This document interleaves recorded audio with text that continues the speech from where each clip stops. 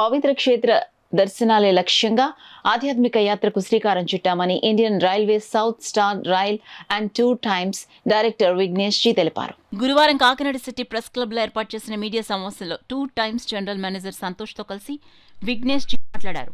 మహాలయ పక్ష ప్రతీక సప్తమోక్ష క్షేత్ర యాత్రను సెప్టెంబర్ 9వ తేదీన ప్రారంభమవుతుందన్నారు.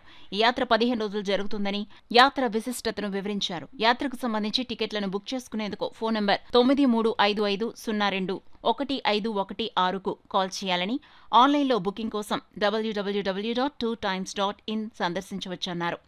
ఈ కార్యక్రమంలో యాత్రకు సంబంధించిన పోస్టర్ను వారు ఆవిష్కరించారు.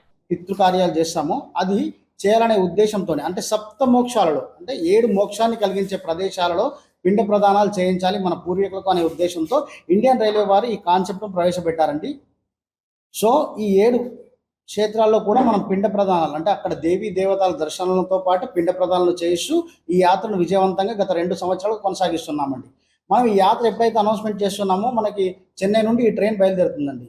చెన్నై, నెల్లూరు, గూడూరు, ఒంగోలు, గుంటూరు, సికింద్రాబాద్, కాజీపేట ఇక్కడనే మనకి ఫుల్ అయిపోతుందండి.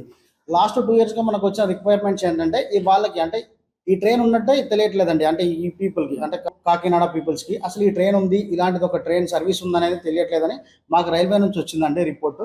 కనుక మేము ఈరోజు ఇక్కడికి వచ్చి మీ ద్వారా మన ప్రజలకు తెలియజేయాలి. ఈ రైల్వే ఇచ్చేటువంటి ఏదైతే సబ్సిడీ ఉందో 33%, దీన్ని అందరికీ కూడా చేరవేయాలనే ఉద్దేశంతో ఈరోజు ప్రెస్ మీట్ అరేంజ్ చేసి చేయడం జరుగుతుందండి.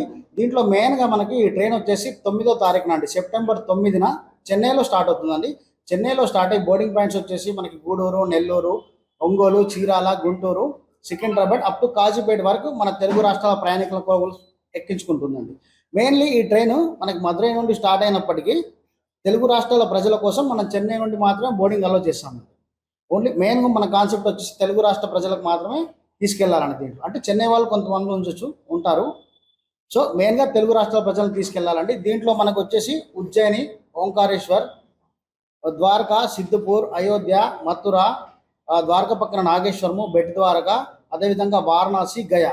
మాలయ పక్షంలో లాస్ట్ దినమైనటువంటి మాలయ అమావాస్య రోజున మనం గయాలో పితృతర్పణాలకి అన్ని ఏర్పాట్లతో పాటుగా ఆ రోజు పితృతర్పణాలు చేసుకొని అక్కడ మన యాత్ర సంపూర్ణమై మళ్ళీ తిరిగి మన డెస్టినేషన్కి రీచ్ అవుతాం. Apart from this, we have security guards in each coach, which makes it very senior citizen friendly. Only tourists are allowed in this train. No trespassers are allowed. Normal passengers are not allowed. Only tourists who book the train from this Telangana and Andhra Pradesh are allowed inside the train. Nobody else is allowed in the train. And these security guards take care of the luggage. So there is no tension of carrying luggage. 14 days yatra, there is a lot of luggage for all the senior citizens, but they don't need to carry the luggage at every place. If they are getting down Mathura, only day visit, so only they can leave their luggage entirely in the train, go have darshan and then come back to the train. So this is a facility making it very senior citizen friendly. Apart from this, this package comes with hotel accommodations at all places where night stay is planned.